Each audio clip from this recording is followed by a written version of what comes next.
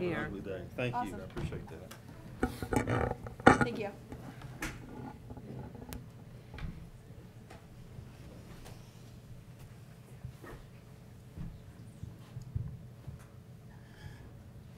Hey, Joe. Hey, sir. How are you? I'm good. Good.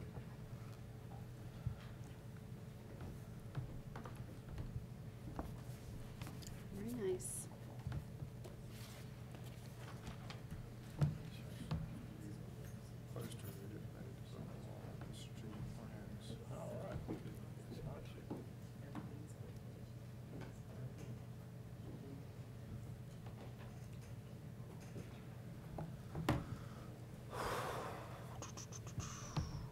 Eric, when is it Thursday that the architects thing for the Yeah, middle we school? present On- 2:30 or 3 o'clock, I think. Okay, so I should be done with the. Yeah, 3 or Okay. something like that, our Okay. presentation. I was working on that today. Okay.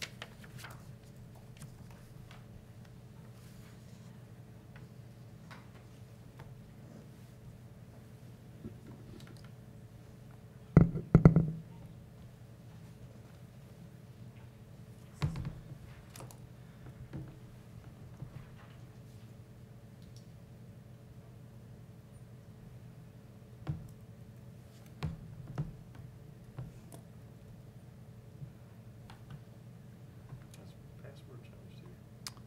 Don't believe so. Not working. Not sure. Attributed to user error. Are you on just Powhatan? Mm-hmm. Huh, that's weird. Usually it automatically recognizes Yeah. it. What is it, Michelle? The password? Is it Powhatan 1776 with a capital P? Powhatan, something, whatever the date of incorporation is. Oh, 1777.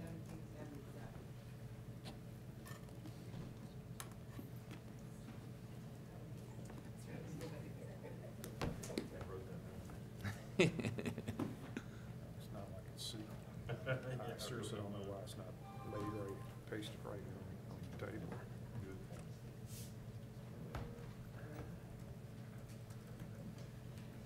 Good.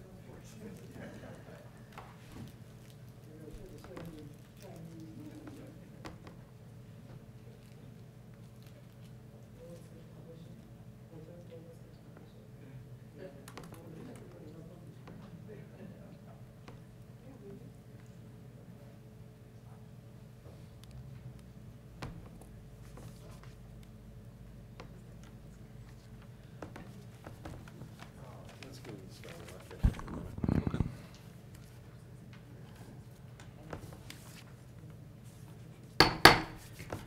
All right, I call to order this November 13th, 2018 meeting of the Powhatan County School Board. I'm sorry, the workshop of the Powhatan County School Board.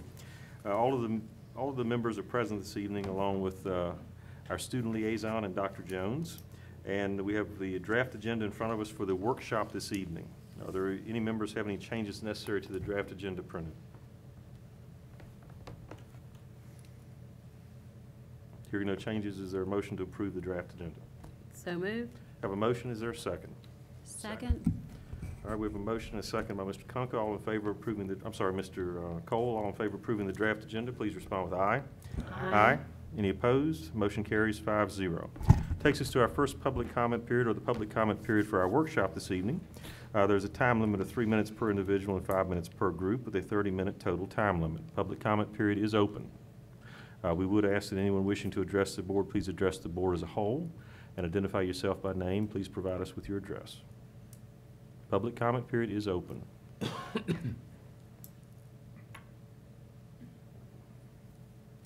Once again, public comment period is open.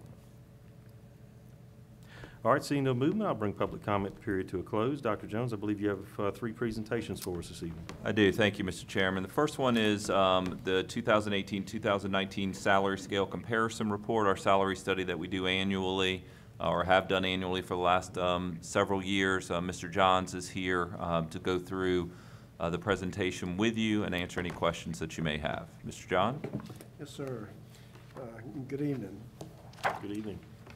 As Dr. Jones stated, we've done this for many, many years, and let's see if I can do this. Okay. The purpose and goal has not changed. It pretty much stays the same, but I think it's important to restate it each year since, for the public, and since this is a public document. But the purpose of this study is to provide information to the board as to how Powhatan salaries compare with our neighbors or the other school divisions in our region surrounding us, and to look at it over multiple years and see whether we're making progress or falling behind with any salary adjustments that may be made. This is just an indicator of our competitiveness with our competitors or neighbors that we may compete with as we recruit employees and retain the employees that we have. Our goal has been to be at or near the median for each salary scale and each step on those scales. This is the list of the divisions that we compare ourselves with. So there are 12 here, and and Powhatan will make 13.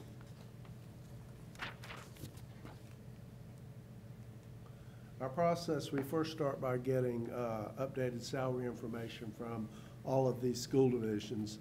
Now, most everybody has their salary scales posted on their website, so it's easier to get them than it used to be a few years ago, although there are still a few that we do have to contact because they are not posted.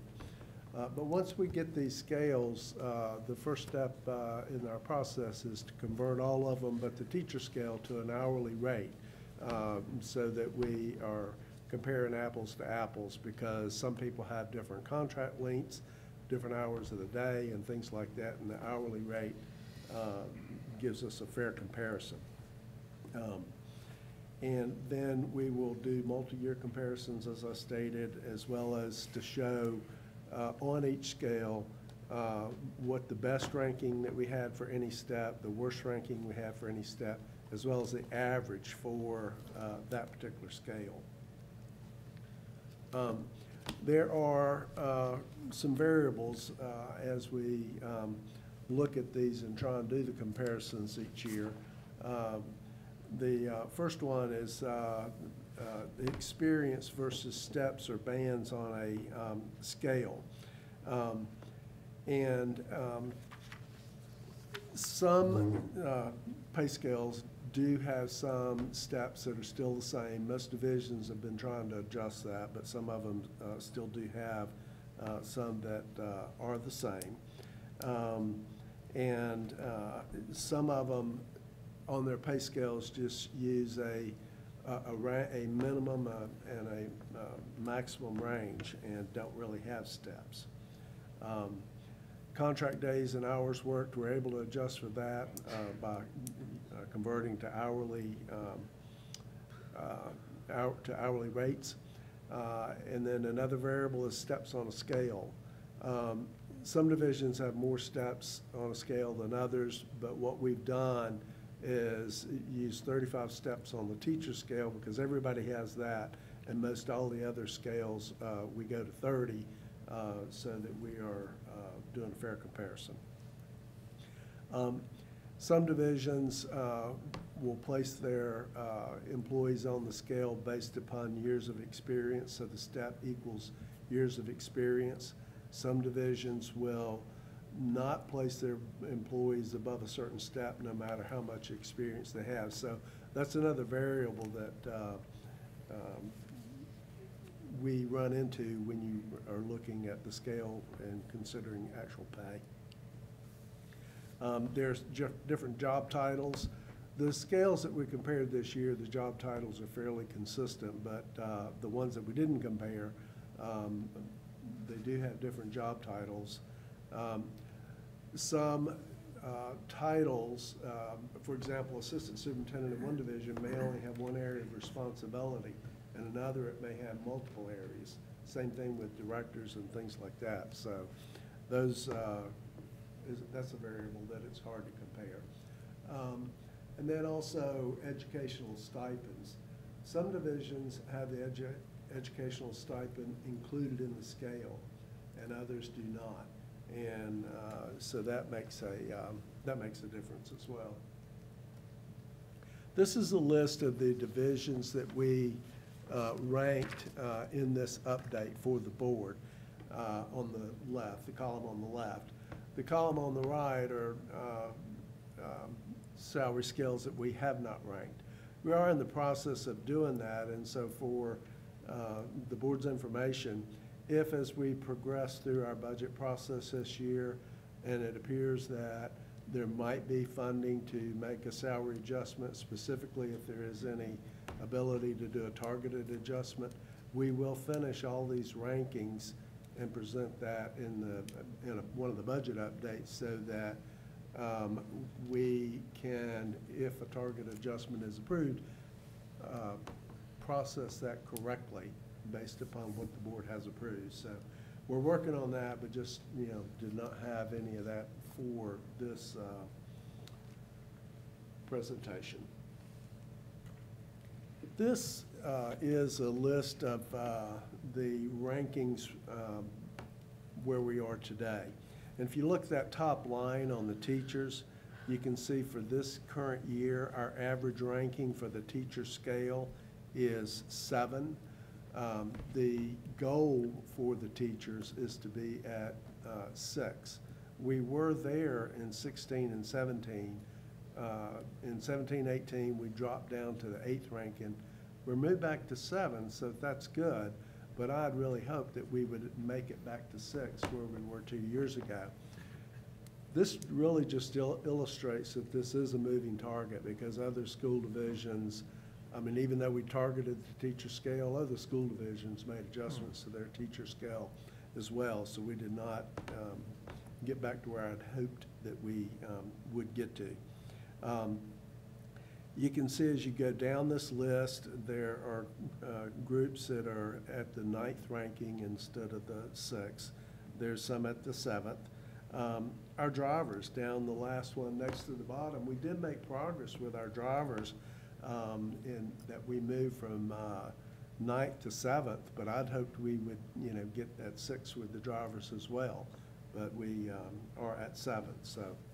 We made progress, but not as much as I really hoped for us to make. If you look specifically at this next chart, it is the teacher scale. Shows 35 steps on the scale, and if you look to the far right, I've highlighted in green the steps that improved over last year. And so we had 1 step that went down, we had 20 that improved, and 15 that did not change. And if you look where those changes were, they are the improvements, the ones that are highlighted in green, they were in an area that we were specifically targeting. So, I'm glad to see that we did achieve one of the things that we were after in this year's budget.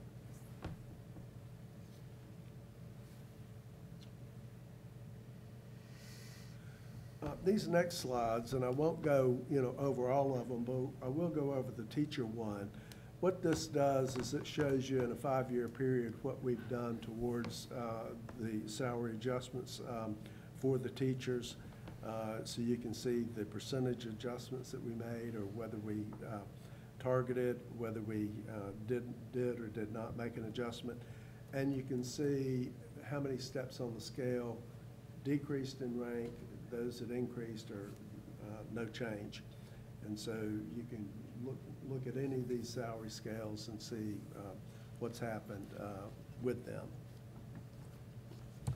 So as far as, and like I said, I won't go over all of these unless there are questions on them, but as far as the summary and conclusions on this, you know, our goal is to be at 6 for teachers. We ended up at 7th ranking, and so we improved, but we didn't make it where we wanted to be. We did have good improvement on certain steps of the teacher scale. Most of them did increase. The areas that we wanted to increase, we did make improvements on those steps. But we still have a lot of scales that are ranked below the median. For example, our mechanics are ranked 11th, and some of the administrators are 9th. Driver assistants are ranked 9th. And so the staff is recommending that the board place salary adjustments as a high priority again as we go through this budget cycle this year. So if there are questions, I'll be happy to try and address those for the board. All right, questions from the board for Mr. Jones? I have one right Ms. now. Ms. Ayers. On the counties that we compare ourselves to, there's 12 listed, and it's ranked 13. What is the 13th? Well, 13 includes Powhatan. So there are So 12 we include that are ourselves. listed. So, right. Okay, okay, And so thank we you. include ourselves, yes, ma'am. I was just curious. Right. All right, so other questions? Mr. Conker, did you have a question, sir? Mr. Chairman, yeah, Mr. Johns, I'm looking at the comparisons, and I agree I feel it should be a priority, and I understand that it's always kind of a moving target. So you're always kind of playing catch up with areas that don't correct as you see. But I'm trying to find, and I don't remember what meeting it was. We had this chart in a more preliminary form 2-3 meetings ago, and the numbers. I mean, it seems like there's a big difference in the numbers, specifically in the upper salary steps. I thought we had a number of them in the preliminary chart that were 1s and 2s in the ranking, which surprised me. But when I look at this comparison chart, it's page 8. Everything is pretty much 5, 6, 7, 8. Am I You're talking correct about or the teacher incorrect in my chart? memory? Yeah, in the teacher chart, or am I not remembering this correctly from the preliminary data? We've not been 1s and 2s on the teacher chart. It may have been, are you talking about the one where we're comparing the 2008 scale to the Yes. to the recent scale? I thought we had a preliminary chart without all these adjustments that was still showing scales that were very high. And I may be wrong. That I think was it's the number of 2008, and it teachers was is what the- you saw, not our And there rank. were some ones on there, too. So the rank in here, the rank was the 2007, 2008 rank that I'm looking at. Gotcha. Okay. My mistake. I didn't expect a change that big, so. Right. Yes, sir. Thank you. Yes, sir. All right, other questions? or comments? Mr. Chairman, I Mr. Gold. appreciate Mr. John and the staff's work on this. I think it's always good data for us to look at. And, you know, I think it keeps the information in front of us in terms of what we need to do. You know, we've talked about salaries on this board ever since I've been on it. And we know that it's a priority. It does help us in trying to focus a little bit where we need to.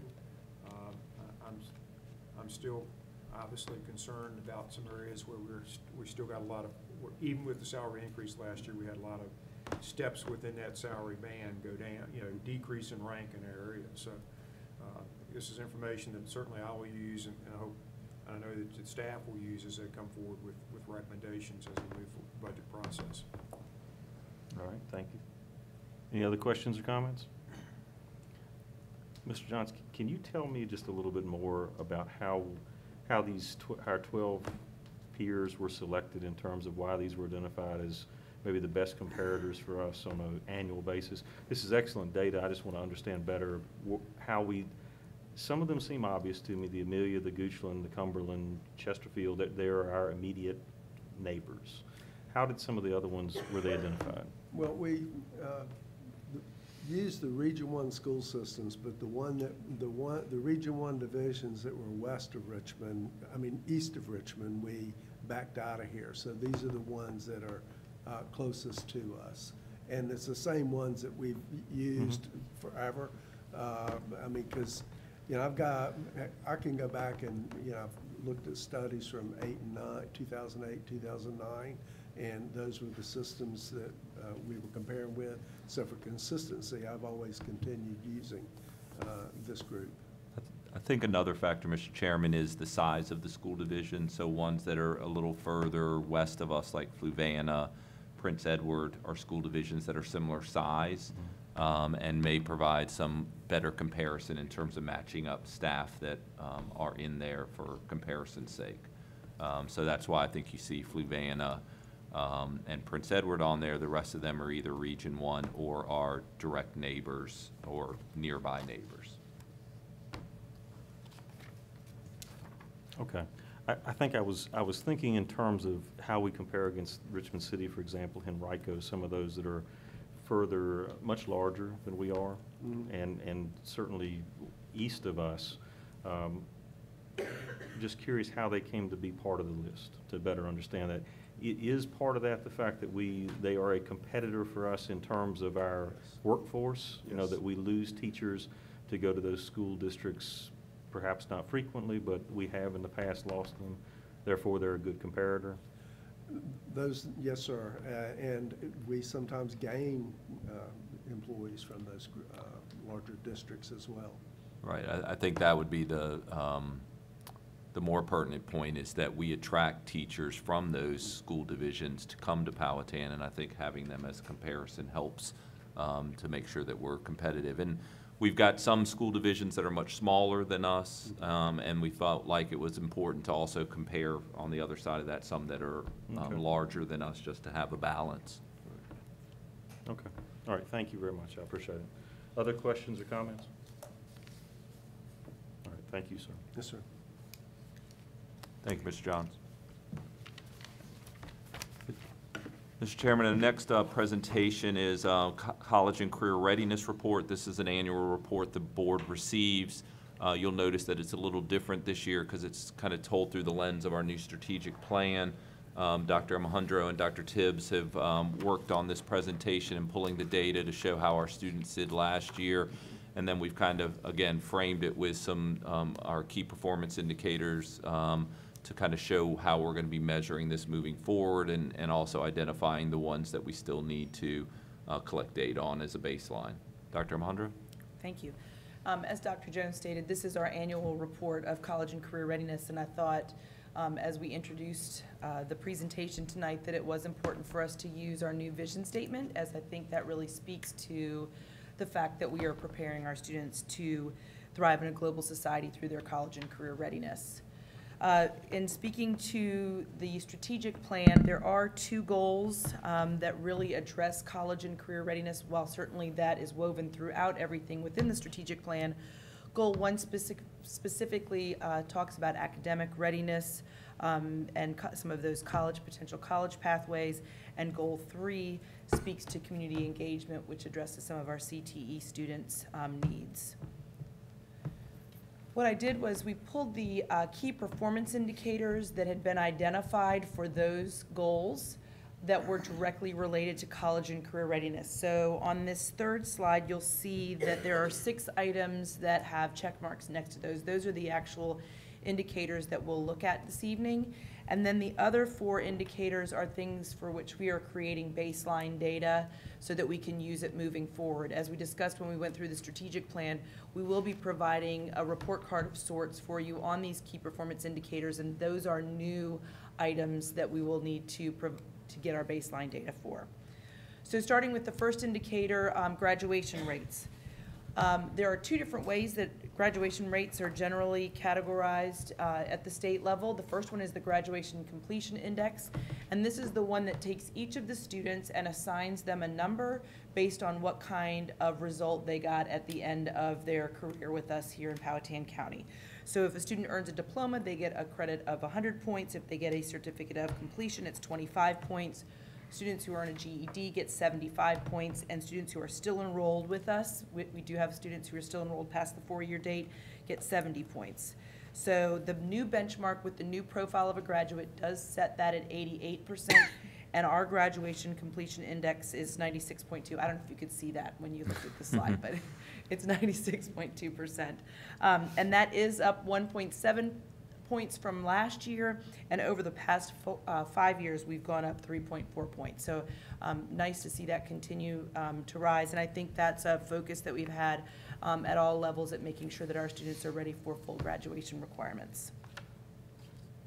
The on-time graduation rate is a little bit different.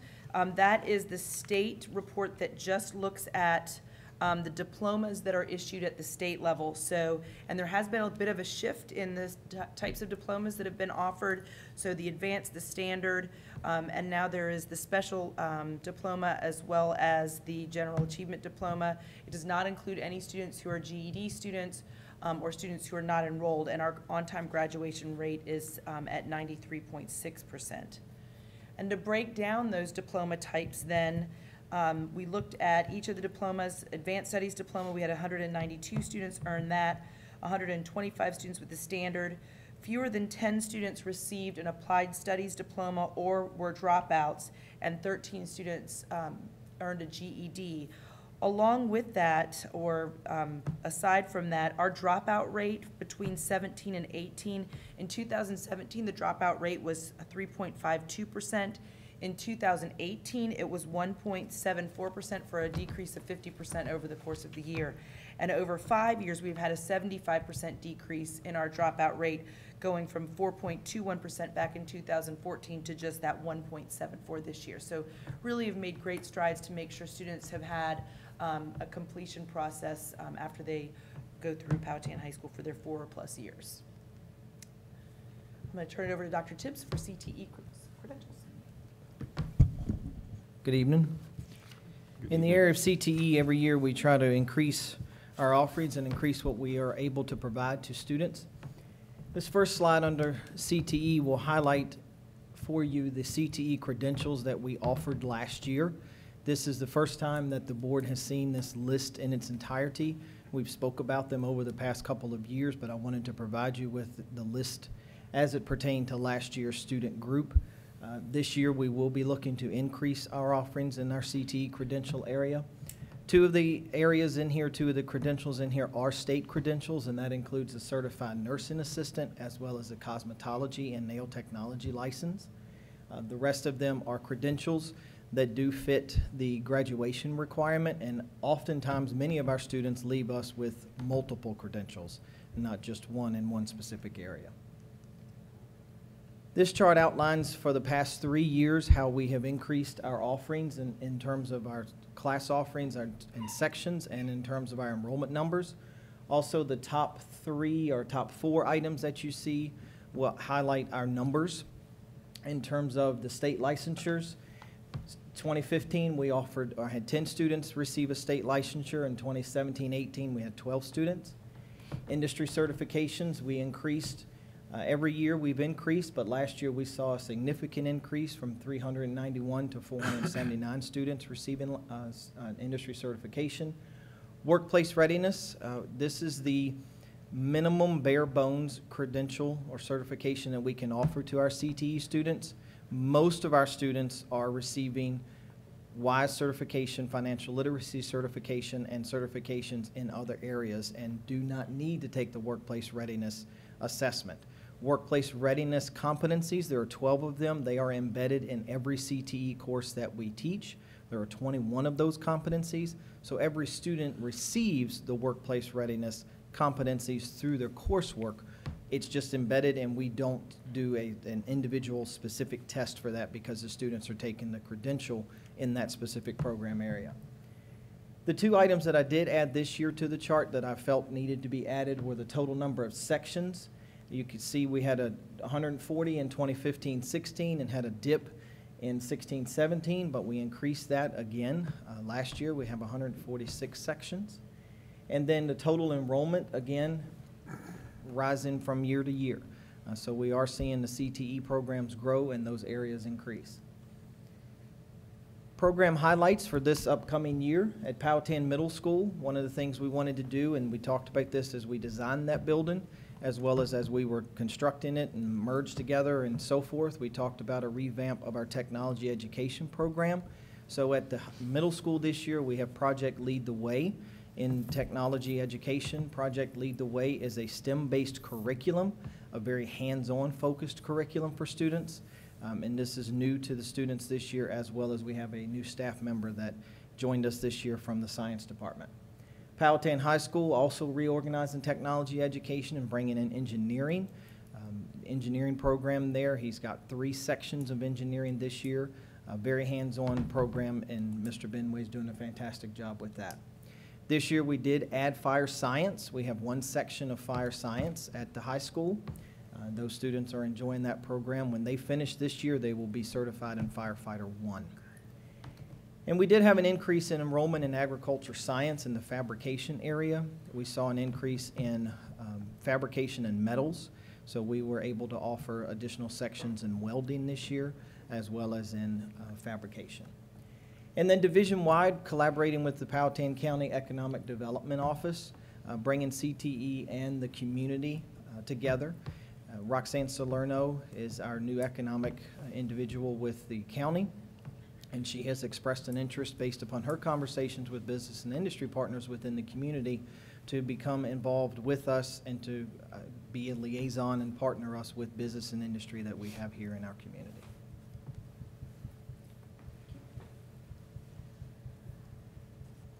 The next indicator is enrollment and performance in our advanced courses.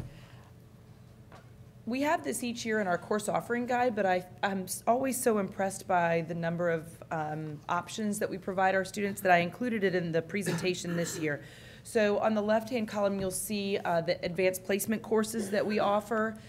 We also have in the center column all of the dual enrollment. Many of those happen to be part of the ACA program, but there are opportunities for students in dual enrollment outside of the ACA program.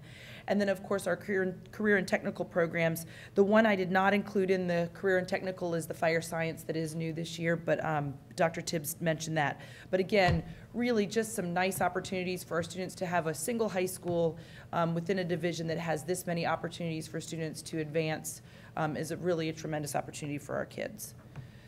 Also wanted to just talk a little bit about their success in these programs and their enrollment in these programs.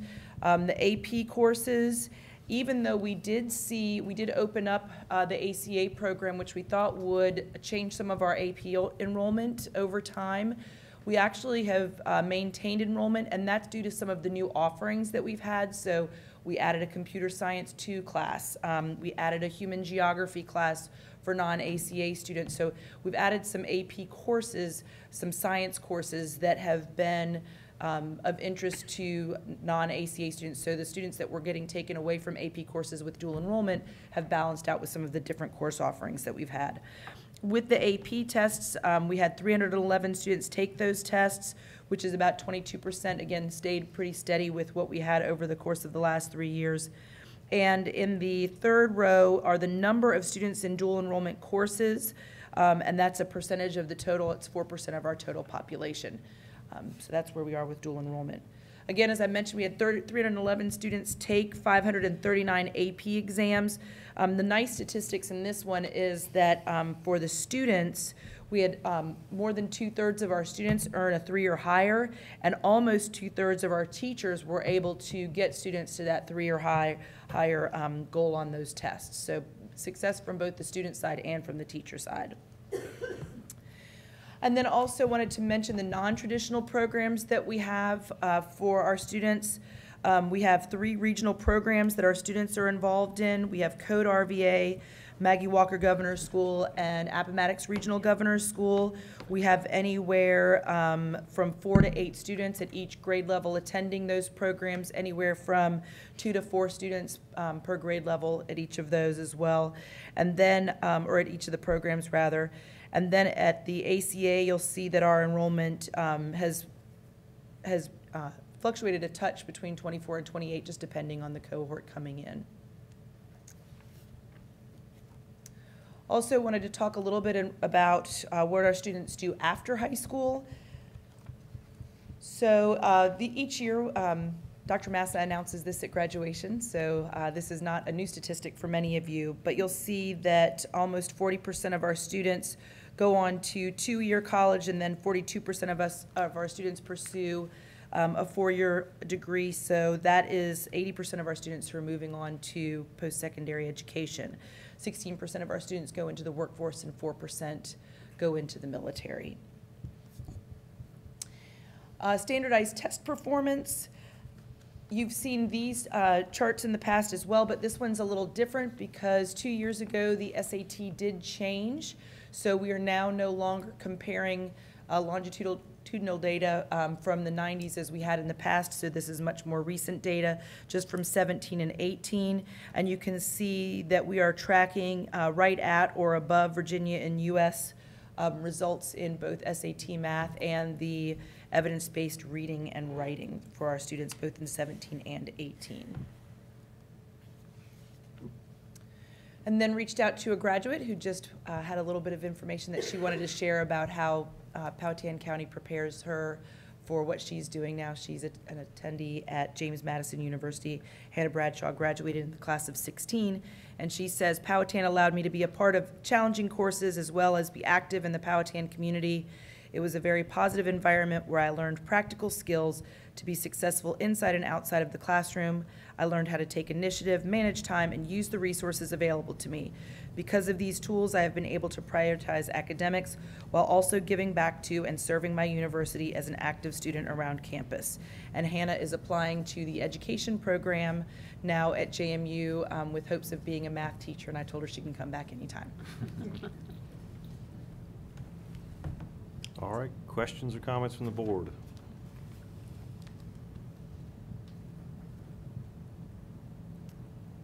If no one else will Mr. start, I Cole. will.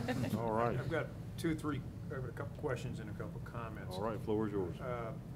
Back early on where we have the diploma information, we've got a general achievement diploma, and then we have down on the following slide an applied studies diploma. Can you enlighten me as to what they are and the differences between those two? So the General Achievement Diploma is something that the state still has on its chart as far as accounting for that diploma, but our students, the Applied Studies Diploma would have been closer to either the Modified Standard Diploma that you would have been familiar with, and so that's where that one is. They've just changed the language and some of the requirements a bit for that. Okay, I appreciate that. And let me first say I'm very pleased with the information that we've gotten, and I'm very proud of the things that we're doing. I agree with you, Dr. Alejandro. For us to be able to offer some of the things that we offer in our division, it's pretty amazing, and I think it says a lot about the staff and a lot about the leadership. But I think some of these things are coming from the bottom up, which is always really nice when a teacher comes to you and says, hey, we'd like to offer this kind of class. So that all those things are terrific, and I really do appreciate that information. The credential information that you shared, Mr. Tibbs, Dr. Tibbs, I'm sorry, is good information too. In my position as a career coach, I get calls from employers repeated on a regular basis looking for students who would like to go to work for them. And unfortunately, I'm not able to fill a lot of those requests because most of the students who want to go to work and who are have the skills to go to work are working.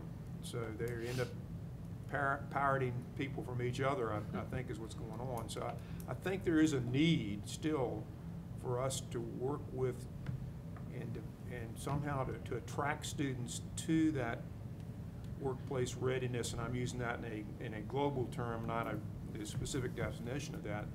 You know, I guess one of the things that's always concerned me, and I understand the practicality of that is, but the number of students that we have on early release in their senior class. And if they're going to a job that's leading to a career, then I'm all for that. But if they're going out just working a job and not coming to school and not really furthering their education and their learning, then I've got some reservations about that.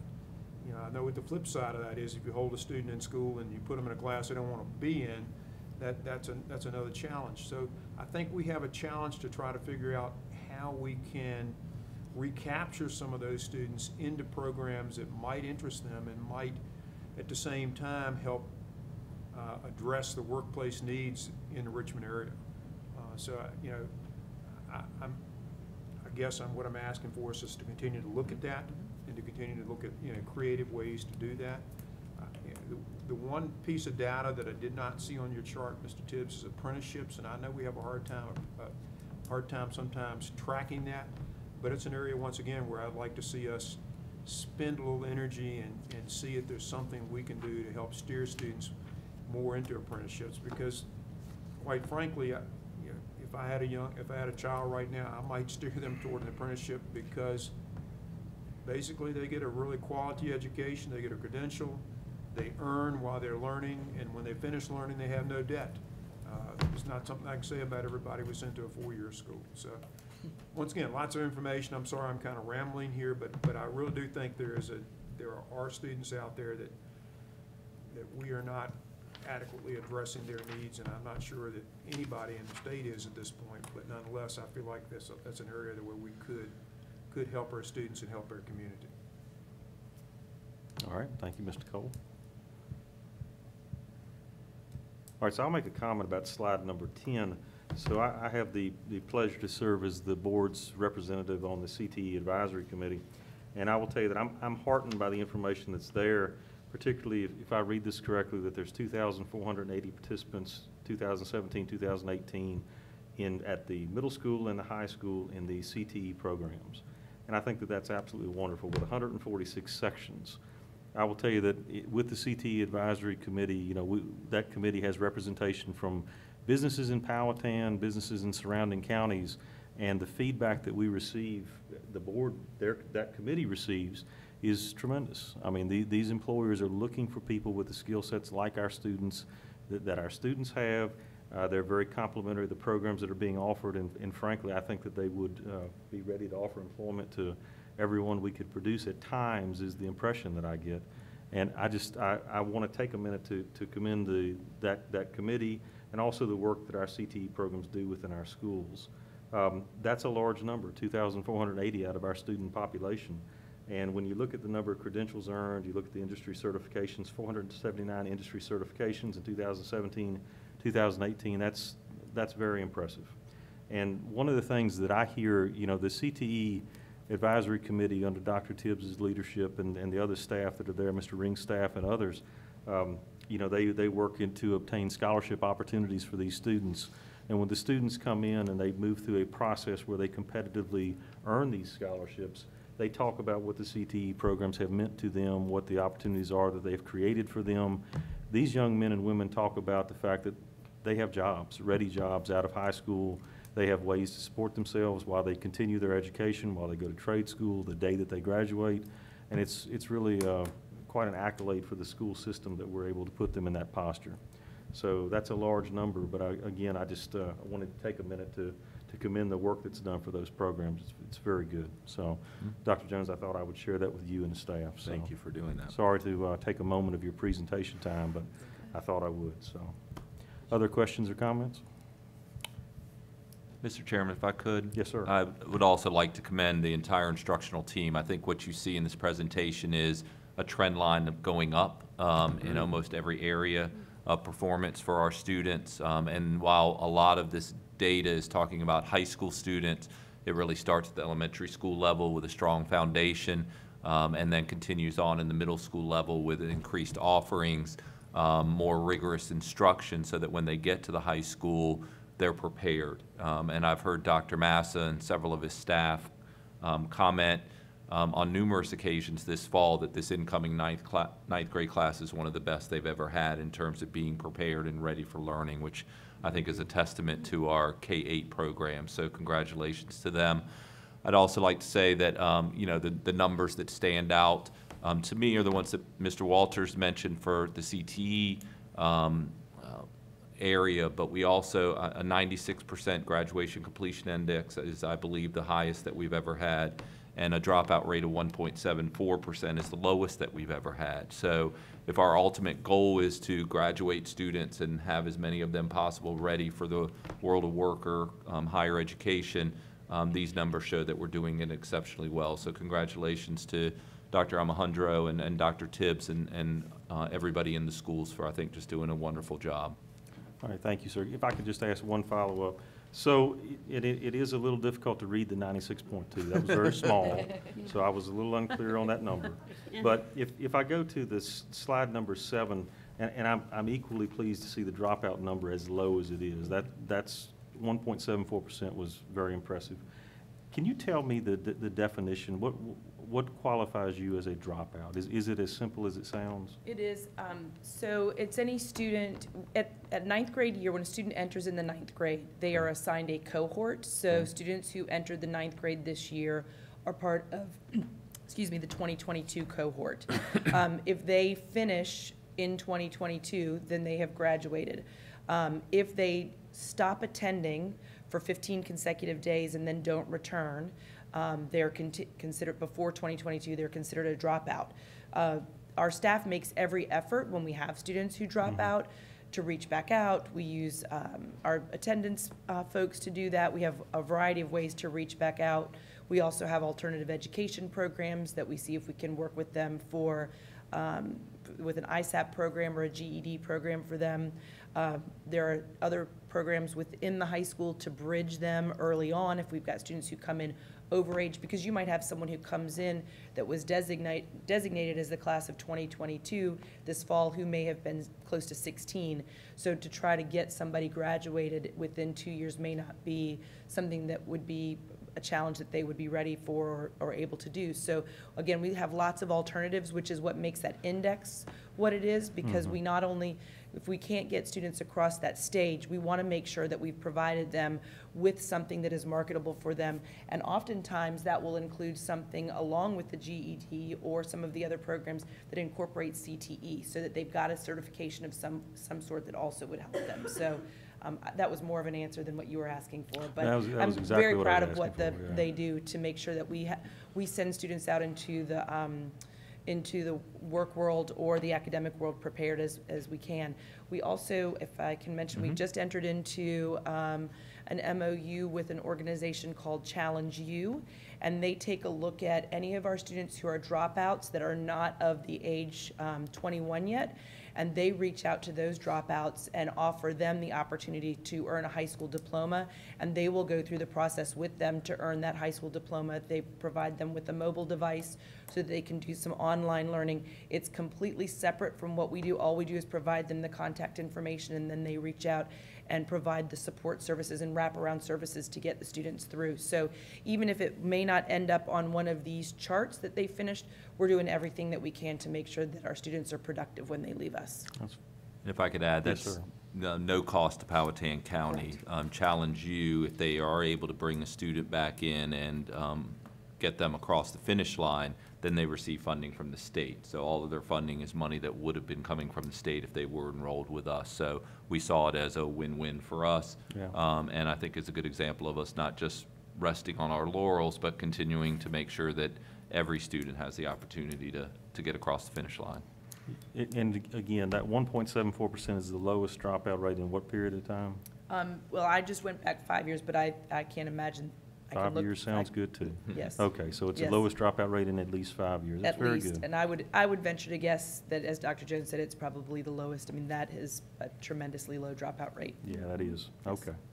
All right, thank you very much. I'm sorry, Ms. Ayers has a question. I apologize, Ms. Ayers. I just looked at it and I'd forgotten about it. The, how many approximately students are in the project Lead the Way at the middle school? We have a full course load there. Okay.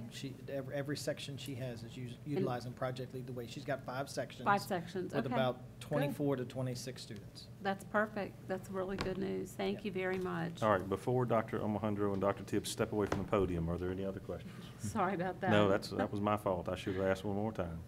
Any other questions? All right, thank you both. Appreciate it.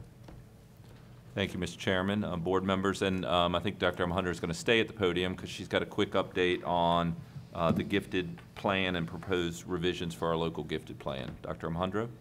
And this really is not a formal presentation, but just more information to provide to you all. Each year, we do have a time where we review our gifted plan. Last year, we presented it formally to you all for approval, and that was finally approved in January of this year. But as we go through the summer and we take some time to review the data, as well as get feedback from our Gifted Advisory Committee, we do look at revisions, and we found 2 areas where we needed revisions. And one was in a definition or a descriptor of what equitable representation looks like, to make sure that we're addressing all underrepresented groups and populations. And so that's outlined from page 7, some updates there.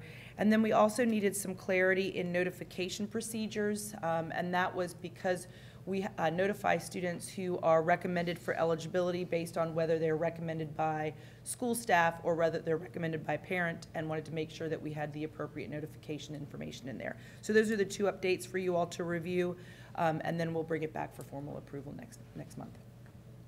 All right, questions at this point for Dr. Alejandro, or comments?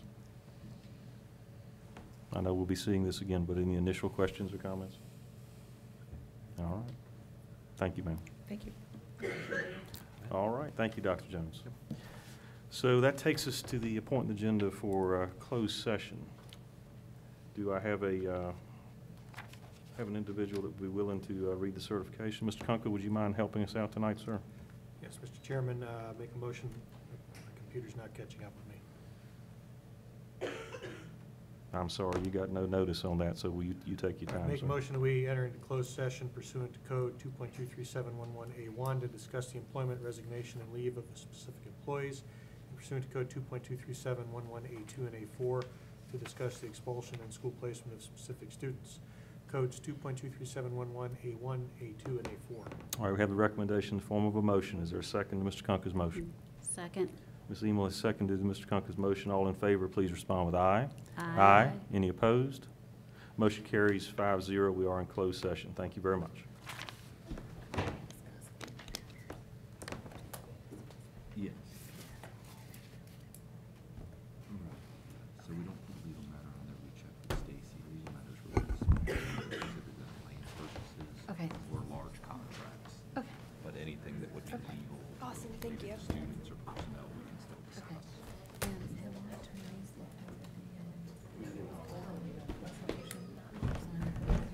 Yes. Yeah. And it's all Yeah. okay. It just kind of freaks me out. I know. Okay, we're giving away. We're not giving away one of our I know we're statements. not, I know. It's just, Hold on our head. just a little scary.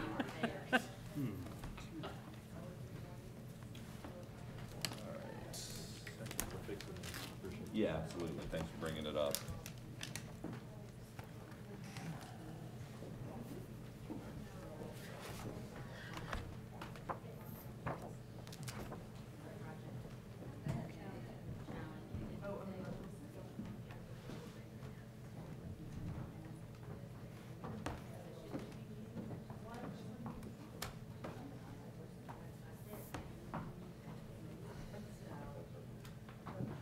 Oh, I'm sorry, Ms. Commissioner, I'm sorry. Thank you.